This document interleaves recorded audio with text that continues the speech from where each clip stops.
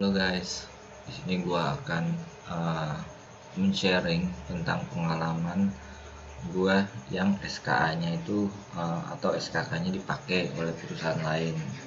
Nah, jadi SKA gua ini dipakai tanpa seizin dari perusahaan lain, dan itu sungguh sangat merugikan bagi gua karena di saat perusahaan gua mau memakai SKA gua untuk perpanjang SBU-nya, ternyata SK-nya itu sudah dipakai sama perusahaan lain, dan itu cuman SK itu cuma bisa dipakai untuk satu perusahaan. Oke, lanjut. Pertama, lu bisa ngecek di Spektrum. Kalian bisa ngecek di Spektrum, linknya seperti di atas sini.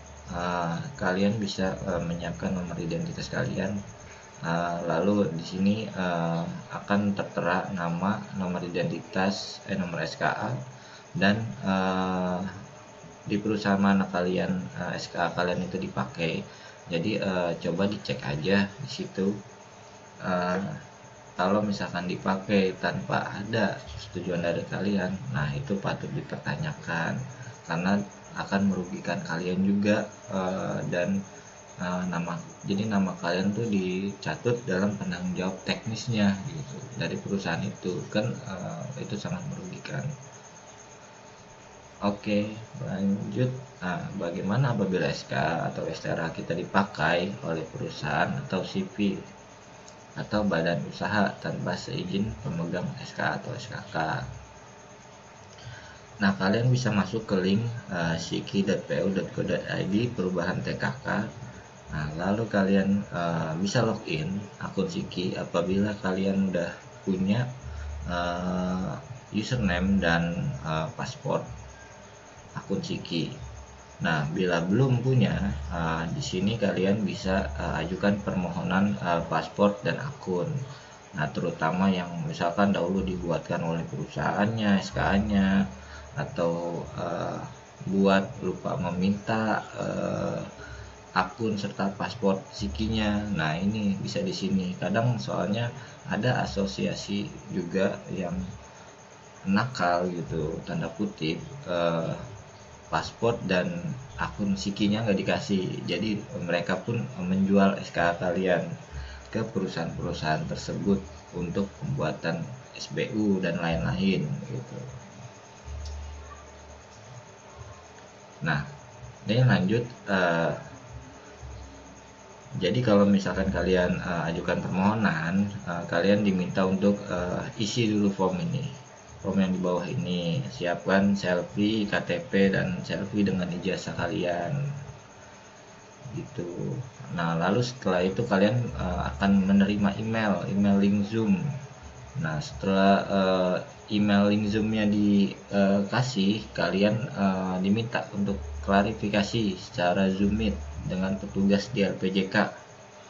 Jadi kalian bakal tatap muka oleh mereka via Zoom Meet.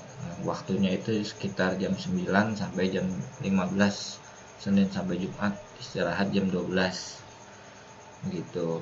Nah, siapkan juga KTP dan ijazah asli karena akan diminta foto selfie atau akan diminta klarifikasi di depan kamera. Tuh.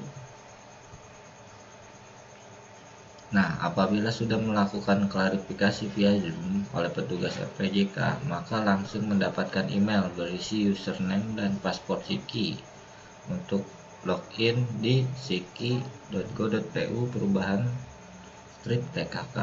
Nah, ini kalian udah dapat SK, username dan paspornya, bisa login di akun Siki kalian.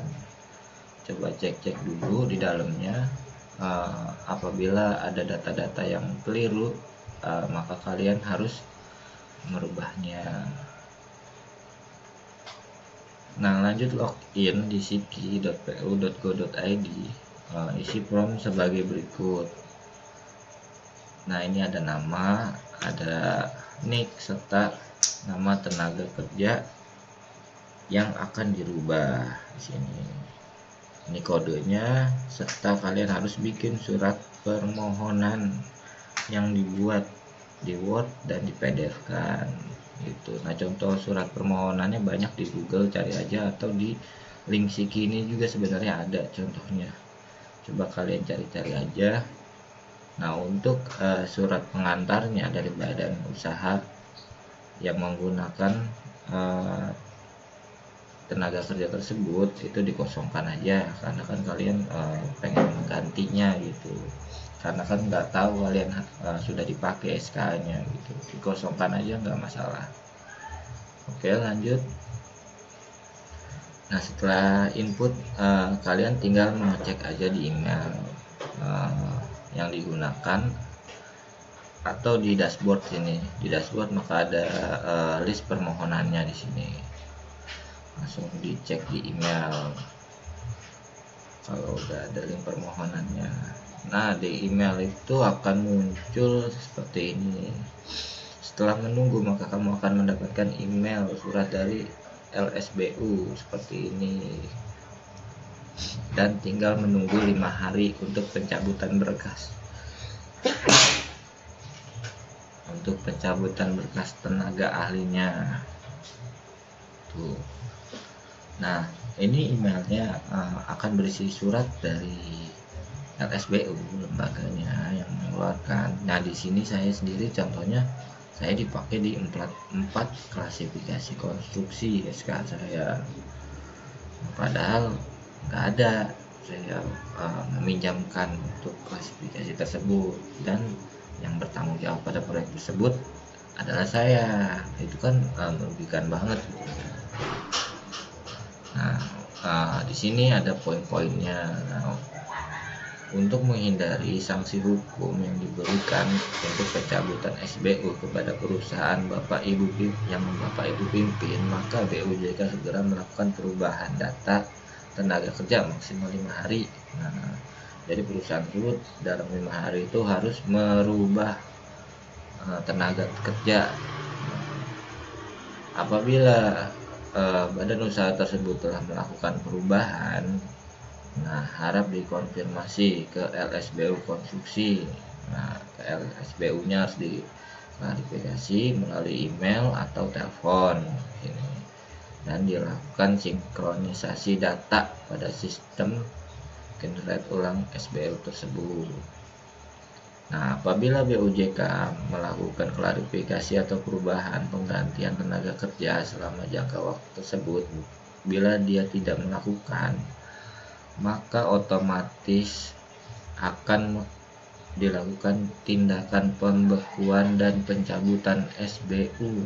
Nah, hati-hati nih bagi badan usaha, jangan sampai cuma gara-gara tenaga ahli yang dipakai SBU kalian dibekukan atau dicabut gitu. Bisa jadi takutnya kalian nggak tahu kan ada email ini, tahu-tahu udah dibekukan dan dicabut ya kan. Makanya lebih baik yang legal-legal aja gitu, dan gak mahal juga yang legal gitu kan. Kalian bisa ngerekrut tenaga yang punya SKA, atau kalian bisa meminjam langsung kepada orangnya gitu. Jangan sampai orangnya nggak tahu tapi kalian pakai datanya, itu bisa kena hukum juga gitu. Nah, poin pentingnya ini, poin penting melakukan watermark pada setiap pemakaian SKA agar tidak digunakan dengan tidak semestinya. Jadi tolong bagi teman-teman agar di watermark kalau mau pinjemin SKA atau mempergunakan SKA tersebut, biar kita juga sama-sama menjaga gitu. Nah, menjaga SKA itu berarti membela hak diri sendiri dan membela profesi serta rekan sejawat. Jadi kita juga wajib untuk membela juga sebagai sama-sama yang berprofesi di bidang teknis ini, di bidang konstruksi gitu. Lanjut, alangkah baiknya bila badan usaha benar merekrut tenaga ahli yang dibutuhkan demi mencegah sanksi hukum dan pembekuan serta pencabutan SBU dan menjaga profesionalitas perusahaan. Nah, pemakaian data pribadi juga nggak main-main ya teman-teman, itu bisa kena 2 miliar sanksinya yang saya baca tuh untuk seseorang yang menggunakan data pribadi tanpa sepengetahuan si pemilik data tersebut gitu. Jangan sampai kena tuntutan 2 miliar. Lebih baik kita merekrut tenaga ahli yang benar-benar punya SKA dan nggak mahal juga gitu kan. Terus pentingnya pemerintah juga menetapkan aturan untuk mendatangkan langsung orang yang dipakai SKA-nya dalam proses apapun, baik SBU, tender, perizinan contohnya. Nah, demi mencegah penyalahgunaan data dari oknum perusahaan atau perizinan pemerintah, oknum calo dan lain-lain. Karena ini adalah profesi dengan tingkat resiko yang tinggi gitu kan. Kalau bangunannya ambruk karena misalkan pemakai tenaga ahli yang kurang kompeten kan, yang disalahkan juga siapa gitu kan. Karena ini pemakaian SKA itu adalah untuk pekerjaan yang beresiko tinggi gitu. Nah, jadi begitu aja, sekian dari saya ya. Semoga bermanfaat. Apabila ada lebih dan kurangnya bisa di kolom komentar. Apabila ada pernyataan yang kurang dipahami juga bisa di kolom komentar. Lebih dan kurangnya mohon maaf. Assalamualaikum warahmatullahi wabarakatuh.